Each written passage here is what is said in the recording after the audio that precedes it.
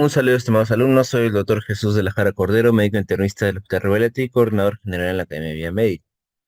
Vamos ahora a ver las principales preguntas de medicina del último seminario que ustedes han dado. La primera me dice, ¿cuál de las siguientes características no corresponde, ¿no? Es incorrecto a la patología tumoral cancerígena del intestino delgado, ¿no? Y me dan cuatro alternativas. Bueno, hay que en realidad recordar en cuanto a la patología de tumor de intestino delgado. La mayoría en realidad son malignos, aproximadamente dos tercios, y el resto, el tercio, es patología benigna, ¿no? Normalmente en la patología benigna, por ejemplo, tenemos a los adenomas, ¿no? Acá desde luego tenemos a los adenocarcinomas. Acuérdate, ¿no? Carcinoma es maligno, normalmente adenoma es benigno. Ese adenocarcinoma de intestino delgado a la vez es el más frecuente de todos los tumores malignos, ¿ya? Este es el más frecuente dentro de los tumores malignos. La mayoría de los adenocarcinomas se localizan a nivel del duodeno distal y yeyuno. Duodeno, ¿no? Distal y la parte más proximal del yeyuno. Aproximadamente el 90%, que en realidad pues son casi todos, ¿no?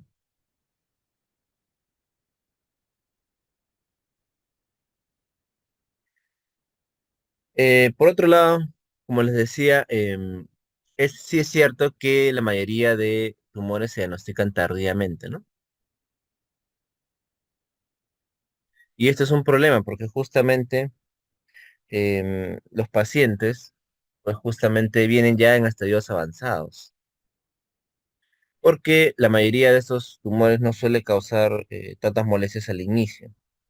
Por eso cuando ya en realidad has llegado al diagnóstico, pues ya casi siempre es un estadio avanzado, ¿no? No como otros cánceres, quizás, a veces el de estómago, ¿no? El de colon, el de estómago, por ejemplo, muy frecuentemente, ¿no? Causan malestares muy importantes y desde luego también que la endoscopía es más fácil de hacer, ¿no? Que en este caso un diagnóstico de duodeno yeyuno, sobre todo yeyuno, ¿no? Porque no existen unos exámenes que puedan llegar hasta tan lejos. La endoscopía llega sobre todo al duodeno, acuérdate, y la colonoscopía barre todo el colon y no llega más allá, ¿no? Este espacio justamente del yeyuno ilion es un espacio que no hay, pues, ¿no? Excepto la cápsula endoscópica, pero los procedimientos más, extendidos no llegan hasta ahí, ¿no? Incluso también hay exámenes especiales como el enterotem, ¿no? Que al final simplemente es una tomografía especial que me permite ver mejor esta parte, pero en realidad no hay, como te digo, un examen fácil que pueda llegar y visualizar con una cámara, como en el caso del estómago del colon, ¿no? Entonces la que no corresponde desde luego aquí sería la letra A, ¿no? Que me dice, son más frecuentes los tumores benignos, eso es falso, ¿no? No, la D es correcta, porque la neoplasia más común es el adenocarcinoma, eso es correcto. Me dice esta pregunta, la tiña del cuero cabelludo es producida por... Bueno, acuérdense que en realidad la tiña viene a ser pues una infección por hongos, ¿no? Que desde luego acá tenemos que hablar los hongos llamados dermatofitos, ¿no? Que por supuesto se circunscriben mayormente a la piel, por eso se llama dermatofitos, ¿no? El cuadro es la dermatofitosis. También hay otros tipos de hongos, por ejemplo los de levadura, ¿no? ¿Cuáles son, doctor, los hongos de levadura? Bueno, algunos ejemplos importantes, desde luego tenemos la cándida, que puede causar pues una lesión muy frecuente que se da sobre todo en las flexuras, ¿no? En la ingle, en el codo, en la parte del antebrazo anterior al codo, mejor dicho, la parte de las flexuras, que hay una infección, pues, ¿no? Se pone totalmente eritematoso, rojo y puede ser también pruriginoso. A esta lesión se le conoce como intertrigo, ¿no? Candidiásico. También la candidiasis puede causar problemas a nivel de la uña, onicomicosis, candidiasis genital, en la faringe también, ¿no? Mucocutánea, etcétera. Otra especie importante, por ejemplo, que es levaduriforme, es la malacesia, ¿no? La Malassezia furfur, cuyo cuadro característico es la pitiriasis versicolor. Pregunta de exámenes. Malassezia furfur, pitiriasis versicolor. Pero también pueden causar algunos tipos de lesiones a nivel neonatal, por ejemplo, la pustulosis neonatal, pustulosis cefálica. Bueno, en el caso de la dermatofitosis, tienen diversos nombres, ¿no? Dependiendo de la parte en la cual se afecta. Por eso es que acá en esta clasificación en realidad no se habla tanto de la especie en sí, sino más bien se conoce simplemente como tiña, ¿no? Existe la tiña del cuerpo, vamos a poner acá. Esta a su vez, ¿no? Se puede clasificar en tiña corporis, vamos a poner acá. Tiña corporis, que mayormente es de la piel. La tiña inguinal, ¿no? Que es la tiña cruris. Ay, ¿qué pasa? La tiña cruris. La tiña del pie, que se llama la tiña pedis, ¿no? La del tiña corporis, pues justamente es mayormente en toda zona de la piel, pero que no corresponde a los pliegues, sobre todo del inguinal y del pie. Por eso que a todo lo que no es pie y la región inguinal se llama corporis. Luego está la tiña del cuero cabelludo, capitis, la famosa tiña capitis, este es del cuero cabelludo, ¿no? Y por otro lado también tenemos a las tiñas de las uñas, pero acá tienen un nombre especial, onicomicosis, ojo, de la uña, ¿no? Es una de las tiñas más difíciles de tratar porque está en un tejido que no tiene mucha irrigación y por lo tanto el tratamiento es todavía más largo, normal, ¿no? De lo normal. Ahora, si hablamos, aquí desde luego la pregunta está diciendo sobre la tiña del cuero cabelludo, ¿no? O sea, la tiña capitis. La tiña capitis en realidad tiene diversos géneros. Sin embargo, lo más frecuentemente causados, bueno, acá, es el Microsporum canis y el tricofito. En nuestro medio, el más frecuente es el Microsporum, ¿ya? Tanto en literatura española como también en Latinoamérica, por ejemplo, estudios en Chile. Por lo tanto, aquí la respuesta mejor sería Microsporum canis. Esta pregunta simplemente es una pregunta para poder, bueno, saber nomás el medicamento en realidad, cuándo se debe dar. Paciente con osteoporosis sin insuficiencia renal, bueno, dice. El complemento de calcio que contiene carbonato de calcio, ¿en qué momento se debe dar, no? Estamos hablando del carbonato de calcio, unas pastillas que ayudan bastante, pues, en pacientes con hipocalcemia, en este caso la persona tiene osteoporosis, y pues te dicen en qué momento debe administrarse, ¿no?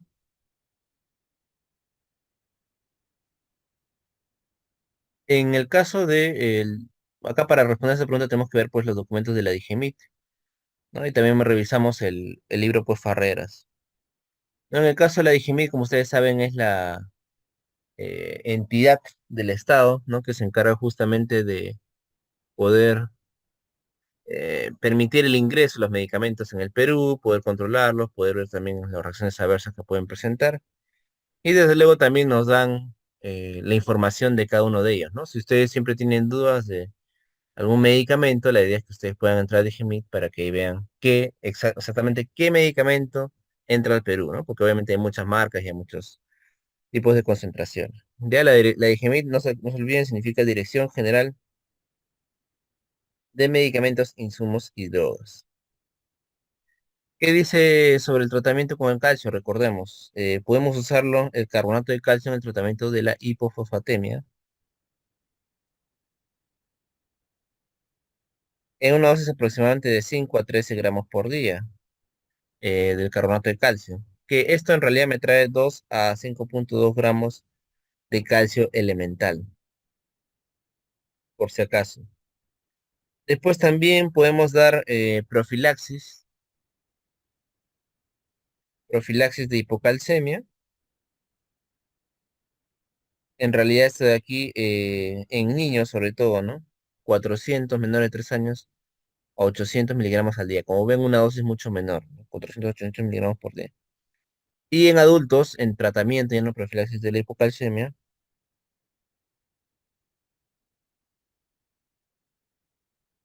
un gramo, ¿no? La dosis de un gramo. En pacientes más bien que ya pues tienen una hipocalcemia sintomática, podemos administrar de 4 a 6 gramos por día. Esto sí que se hace en infusión, ¿no? En ampollas, eso ya es otra presentación. En 1000 cc de glucosa dextrosa del 5%. Y esto desde luego debe controlarse pues cada cierto tiempo, ¿no? Aparte de, desde luego también usar el calcio, normalmente lo asociamos, ¿no? Por acá, a lo que es la vitamina D, ¿no?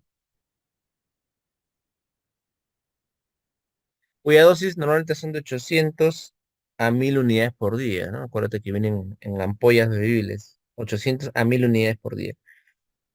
Y en el caso de el calcio, como decíamos, aproximadamente la dosis es de 1000 a 1200 miligramos, ¿no? Que va más o menos aproximadamente un gramo. El momento para aplicarlo, esa tableta, vamos a poner acá, normalmente es junto con los alimentos. Ya se refiere a los libros, junto con alimentos. Y desde luego también podemos usar alimentos normalmente que tienen dieta, ¿no? Dietas que tienen gran cantidad de calcio, por ejemplo, productos lácteos, ya sabemos, ¿no? También, aparte de los derivados lácteos, también, por ejemplo, el queso mismo, el ajonjolí también tiene en realidad gran cantidad de calcio, a pesar de ser vegetal. Entonces, aquí la respuesta sería el calcio, debemos tomarlo junto a los alimentos, ¿no? Ni después ni antes, junto con los alimentos. Una pregunta en realidad bastante específica, ¿no?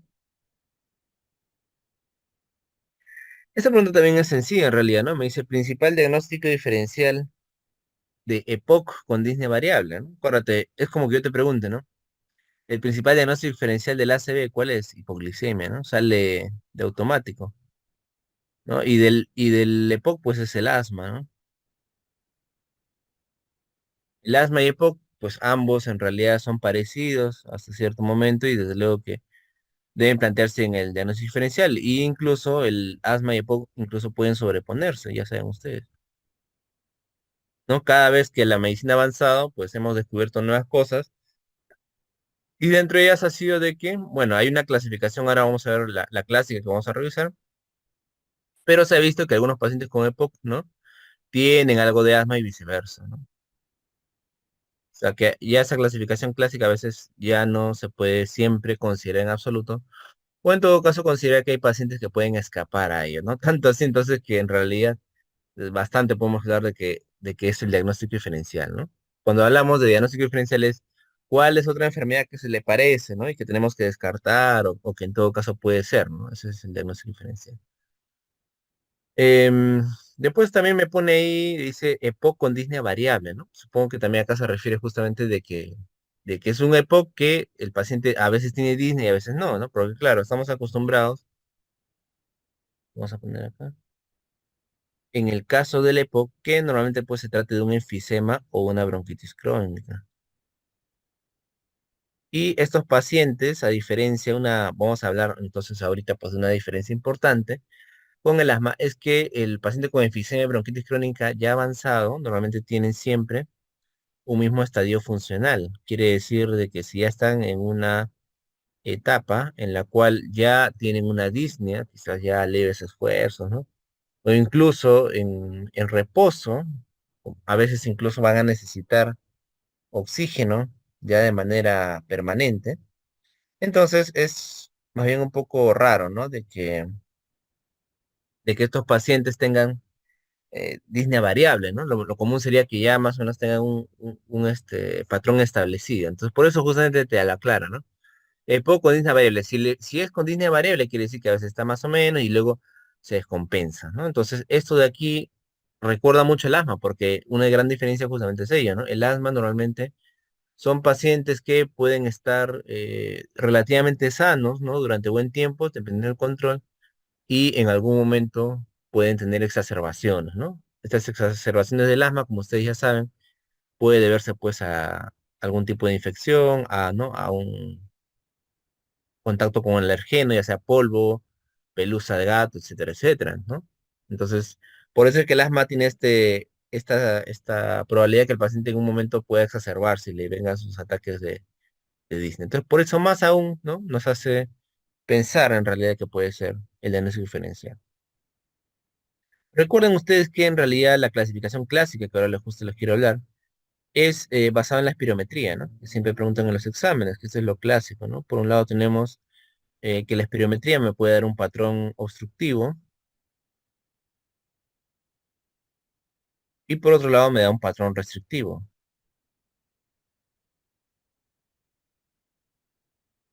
Y acuérdate que esto depende del índice de tifenol, ¿no? Que en realidad es el BF1 sobre la capacidad vital funcional menor del 70%, ¿no? Volumen expirado forzado del primer segundo sobre la capacidad vital funcional menor del 70%. Si este BF en cambio me sale mayor del 70%, el patrón es restrictivo, ¿no? Restrictivo equivale a decir EPIT, enfermedad pulmonar intersticial, que aquí está la fibrosis pulmonar, y aquí patrón obstructivo me quiere decir asma o EPOC, ¿no? Clásicamente sí hay una respuesta a los broncodilatadores, sí hay una respuesta a los broncodilatadores, hablamos de asma, y si no hay una respuesta a los broncodilatadores, ¿no? Hay un EPOC. Acuérdate que el EPOC es una enfermedad crónica, ¿no? Que avanza siempre, que no, o sea, no puede ser revertida. El paciente casi siempre va evolucionando y va empeorando con el pasar del tiempo. Y lo que sí, pues, no tiene cura en realidad, ¿no? Solamente el tabaco ha demostrado que dejar el tabaco ayuda, ¿no? Realmente a disminuir la evolución o un poco cambia el pronóstico, pero en general no tiene, pues, cura, ¿no? Entonces, por eso que hay una diferencia acá importante. Y como les digo, esto es lo clásico, ¿no? Ahora ya se ha visto que por ahí, como te digo, puede haber patrones que se pueden sobreponerse entre uno y otro. Entonces, la respuesta aquí sería, sin lugar a dudas, asma, ¿no?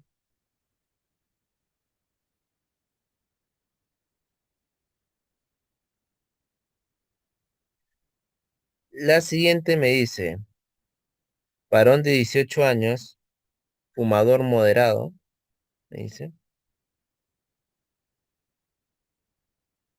sin antecedente de cardiopatía, ¿no? Entonces, es un varón que tiene el único antecedente importante, es tabaco, ¿no? No tiene hipertensión, no hay cardiopatías, no hay infartos previos, y acude con un dolor torácico de 2 días de evolución, sin fiebre, ¿no?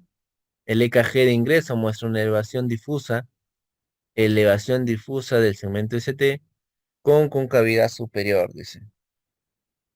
El CPKMB está elevado, 37, no, bueno, no, y la pregunta me dice, ¿cuál es el diagnóstico más probable? Una pregunta bastante interesante que ha venido, ojo, en residentado médico, me acuerdo hace poco, con otro tenor, obviamente, pero que la idea es la misma, ¿no? Primero que es un paciente joven, ¿no? Paciente muy joven. Segundo que tiene solo un antecedente de enfermedad cardíaca.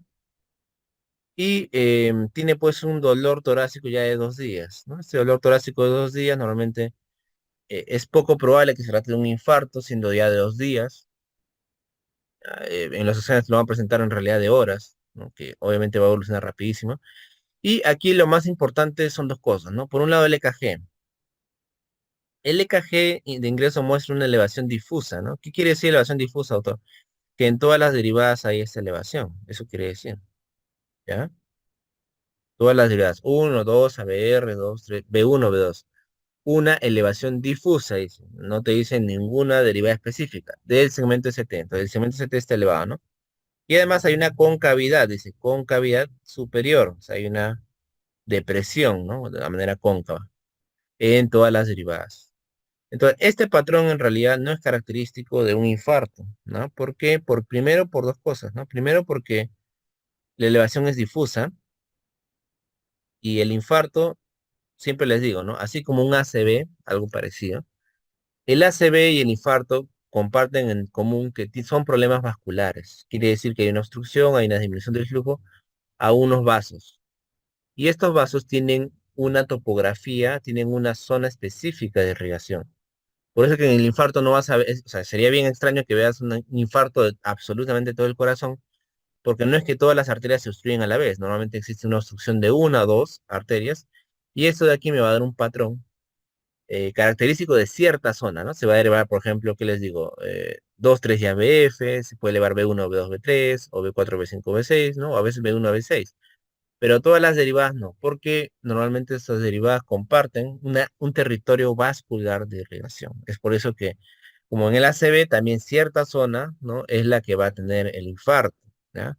Entonces, difuso me la aleja, ¿no? Y por otro lado también la concavidad, ¿no?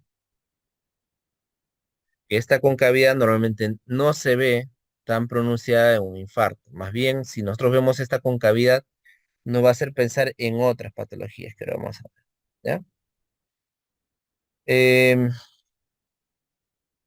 ¿Qué más? Además, bueno, entonces vamos a ver las claves, ¿no? Dice osteocondritis, no, porque osteocondritis, ¿a qué se refiere, doctor? Dolor articular, ¿no? Que normalmente tú le reproduces, le presionas en el pecho y la paciente le duele. Ese es un dolor articular, ¿no? Infarto, ya dijimos, ¿por qué no? Embolia en realidad no tendría nada que ver. O sea, no nos está dando síntomas de embolia ahorita, más que todo está hablando de un problema cardíaco, ¿no? Y la de dice miocarditis, ¿no? ¿Qué es la miocarditis, doctor? En términos técnicos, la miocarditis es una inflamación del miocardio. ¿Qué es el miocardio? Es el tejido muscular, ¿no? Muscular del corazón. La mayoría de los pacientes con miocarditis se debe a una infección de virus. ¿Cuáles, doctor? Vamos a mencionar acá los principales, ¿no? Sobre todo el que viene en los exámenes, el Coxsackie, Coxsackie virus, B, citomegalovirus, VIH,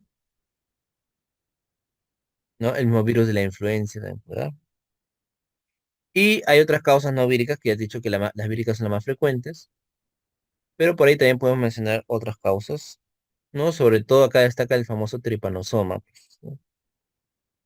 Tripanosoma cruzi, ¿no? La enfermedad de Chagas, que sí está relacionada a la miocarditis. También el toxoplasma, ¿no? Triquinosis, la triquina, es el gusano, el helminto que se relaciona más a lesiones cardíacas, ¿no? También el lupus te puede dar, polimiositis también te podría dar una miocarditis, ¿no? Entonces, aquí la mejor respuesta sería la letra D, ¿ya? Y la elevación del CPKMB, pues, habla de un daño a nivel, justamente, miocárdico, que en este caso se debe, pues, a una inflamación, ¿no? A una inflamación más que otra cosa. Muy bien, la pregunta me dice, la anemia por deficiencia de hierro, dice. La anemia por deficiencia de hierro, ¿es más frecuente en? Es una pregunta que quizá les ha confundido, ¿no? Porque las anemias ferropénicas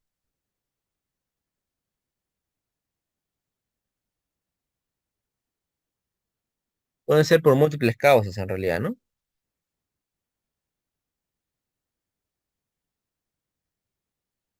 Podemos tener, por ejemplo,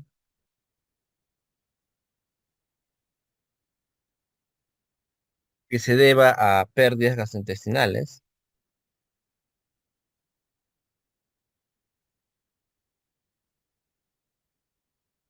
¿no? Que, por ejemplo, también se deben a disminución, ¿no? De la ingesta, disminución de la ingesta de hierro, ¿no? Etcétera. También embarazo, ¿no? Es otra de las causas.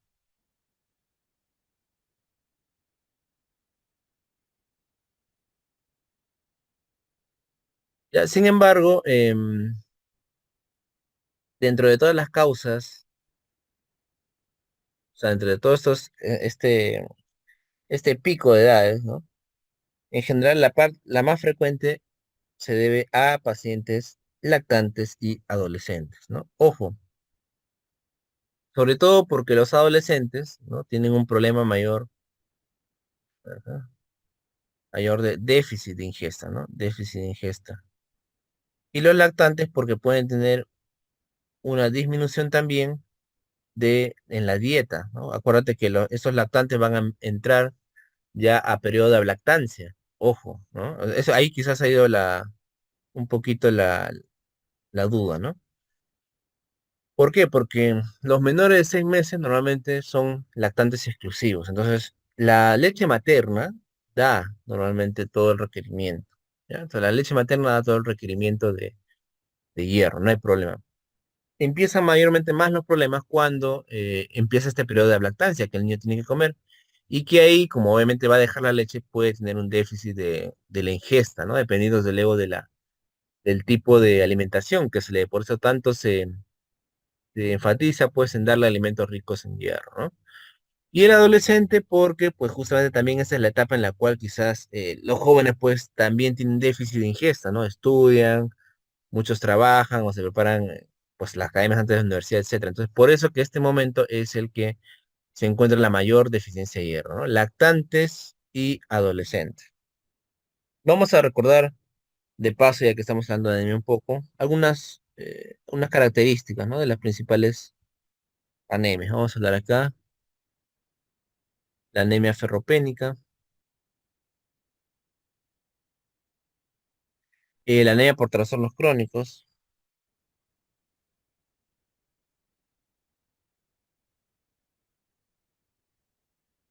y acá vamos a hablar de la sideroblástica, ¿no?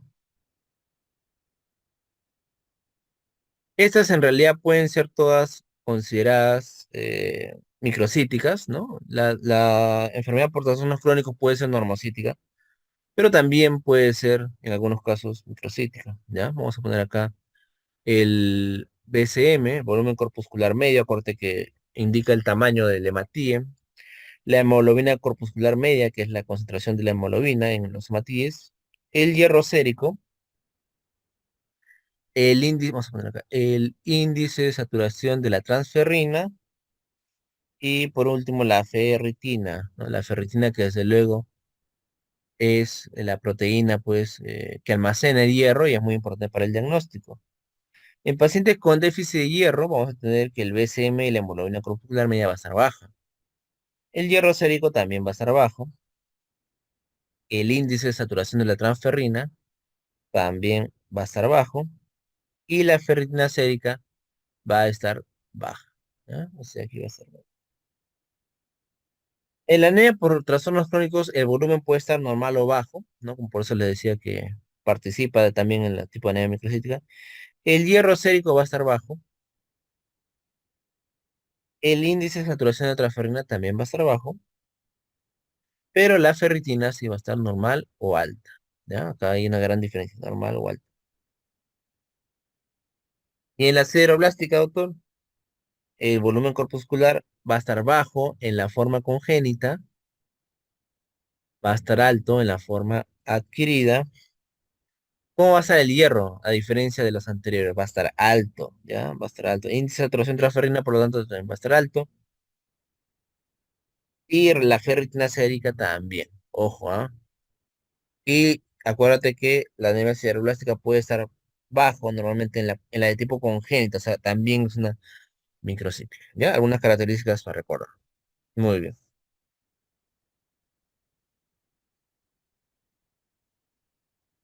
La siguiente me dice,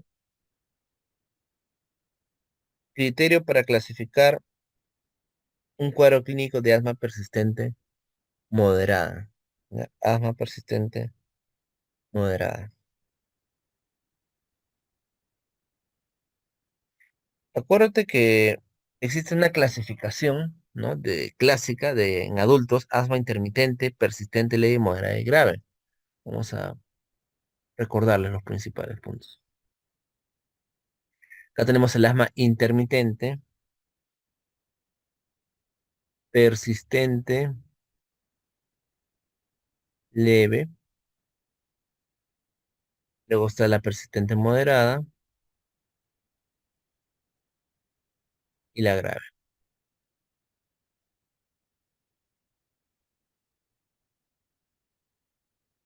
¿En qué se basa esta clasificación, doctor? En muchos parámetros, ¿no? Sobre todo clínicos, que son síntomas diurnos. Síntomas diurnos cuando el paciente pues siente el tema, ¿no? De las sibilancias, ¿no? Luego están los síntomas nocturnos en la noche. También el PEF, ¿no? O el FEB1. Y las exacerbaciones, ¿no? Las exacerbaciones se conocen sobre todo cuando el paciente va a emergencia, ¿no? O sea, realmente que ha sido tanto la disney, tanto las sibilancias que ha necesitado ir a nebulizarse. Esas son las exacerbaciones, ¿no? En el caso de intermitente, el paciente puede ser que no tenga síntomas diurnos o menor o igual a 2 veces por semana.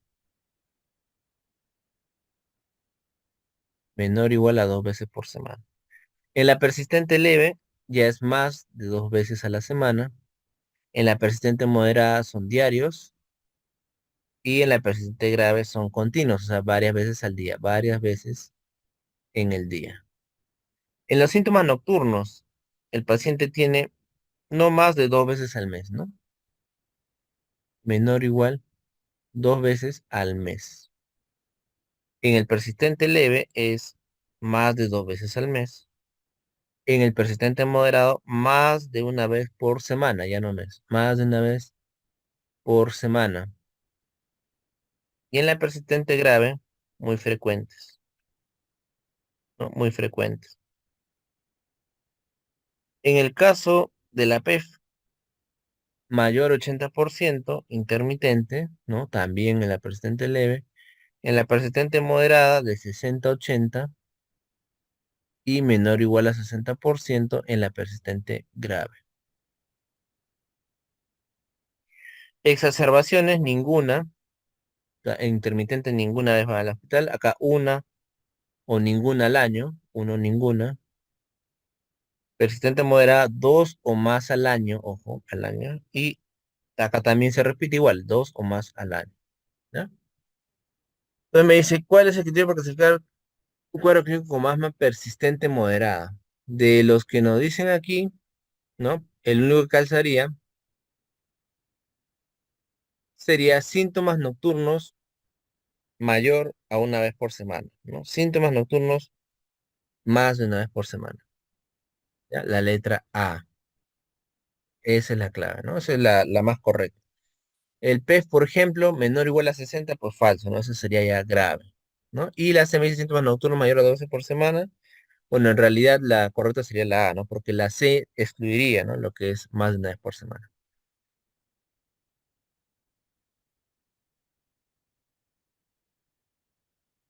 La siguiente me dice, en la mebiosis invasora intestinal,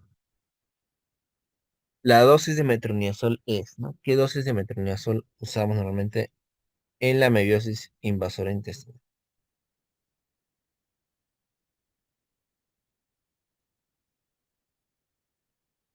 Bueno, hay que recordar, la mebiasis en realidad es una infección ocasionada por un protozoo, ¿no?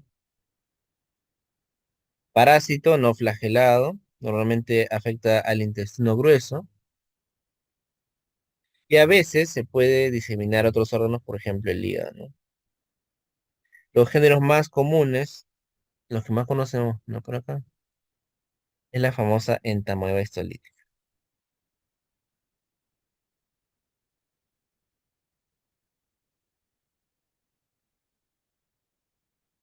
¿No? La entamoeba histolítica.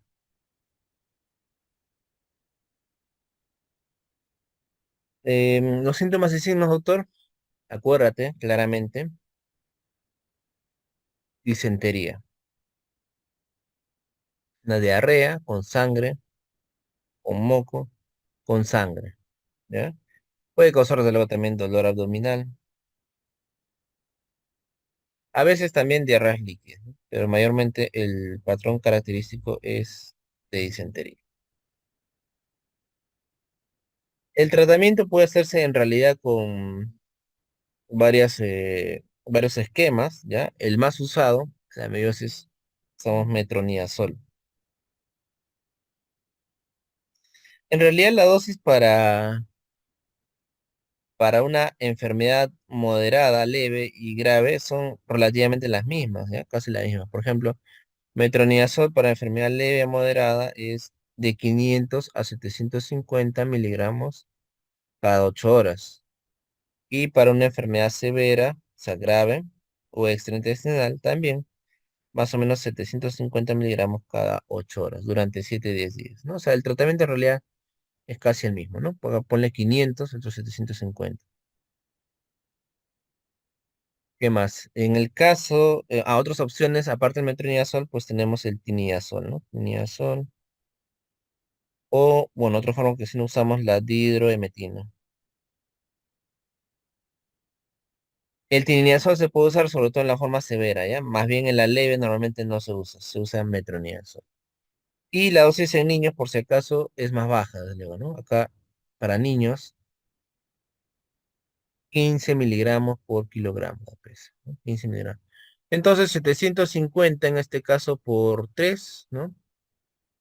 Que sería la dosis en un día, pues sale aproximadamente 2.250, ¿no? Que más o menos 2 gramos. De las alternativas para un peso aproximado de 60, ¿no? Que sería 60 por 30, por ejemplo, me sale 1.800 y por 50 me sale 3.000, ¿no? Entonces va en ese rango aproximadamente. Entonces la de 1.800 sería la más cercana a la dosis que se usa, ¿no? Y si usamos también de 500, también va por ahí, ¿no? 1.500. Más bien, las demás dosis sí son demasiado altas. La respuesta por eso sería la letra D. Muy bien, y la última que me dice, a ver, de las afirmaciones con respecto al empiema subdural. Ojo, estamos hablando aquí, no se confundan, no estamos hablando de un hematoma subdural, estamos hablando de un empiema, ¿no? Vamos a definir entonces. ¿Qué es un empiema? Eso de luego es una infección, pero que ya tiene bastante pus. Es una supuración localizada entre la superficie interna de la dura madre y la aracnoide, ¿no? Entre la dura madre y la aracnoides. Generalmente todo esto pasa en el cráneo, raramente va hasta la vértebra, ¿no? Normalmente todo esto se genera en el cráneo. Por un lado, los síntomas más importantes, desde luego vamos a tener la cefalea, ¿no? Que suele ser bastante intensa, fiebre y también puede hacer vómitos. Posteriormente, el paciente, normalmente en algunas horas o días, puede hacer irritabilidad, ¿no? Alteración, trastorno del estado de conciencia.